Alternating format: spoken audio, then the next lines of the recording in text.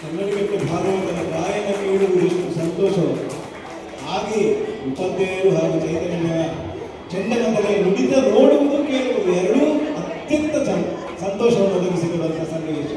ಮೂವರಿಗೂ ಕೂಡ ಮತ್ತೊಮ್ಮೆ ಮೊದಲೊಮ್ಮೆ ಕೈ ಚಪ್ಪಾಳೆಯ ಅಭಿನಂದನೆಯನ್ನು ಸಲ್ಲಿಸಬೇಕು. ಹಲಸಿನಲ್ಲಿ ನರಸಿಂಹ ಶಾಸ್ತ್ರಿಗಳು ಏಕಾದಶಿ ಮಹಾತ್ಮೆಯನ್ನು ಋಗ್ಮಾಂಗದ ಚರಿತ್ರೆಯನ್ನು ಧರ್ಮಾಂಗದ ದಿಗ್ವಿಜಯರು ಮೂರೂ ರೀತಿಯಲ್ಲಿ ಇಡಬಹುದಾದ ಅದ್ಭುತ ಪ್ರಸಂಗವನ್ನು ಕೊಟ್ಟಿದ್ದಾರೆ. ತೆಕ್ಕು ಬೆಳಗಿನಲ್ಲಿ ಅತ್ಯಂತ ಅದ್ಭುತವಾಗಿ ಪ್ರದರ್ಶನಗೊಂಡ ಪ್ರಸಂಗದ ಹಾಡನ್ನ ಮೋಹಿನಿಯ ಪದ್ಯವನ್ನು ಕನ್ನಡಿಗರಿಗೆ ಬಳಸಿಕೊಟ್ಟಿದ್ದಾರೆ. ಈಗಾಗಲೇ ಬಾಲಬ್ರಹ್ಮಚಾರಿ ತಮ್ಮೆಲ್ಲರ ಆಶೀರ್ವಾದಕ್ಕಾಗಿ ಸಿದ್ಧತಾ ಬಗ್ಗೆ ಕೂತವರಿದ್ದಾರೆ. ತಾವೆಲ್ಲರೂ ಹೋಗಿ ಅವರನ್ನು ಅಕ್ಷತೆಯ ಕಾಣಿನೊಂದಿಗೆ ಬದುಕು ಅಕ್ಷಯವಾಗಲಿ ಅಂತ ಹಾರೈಸಿ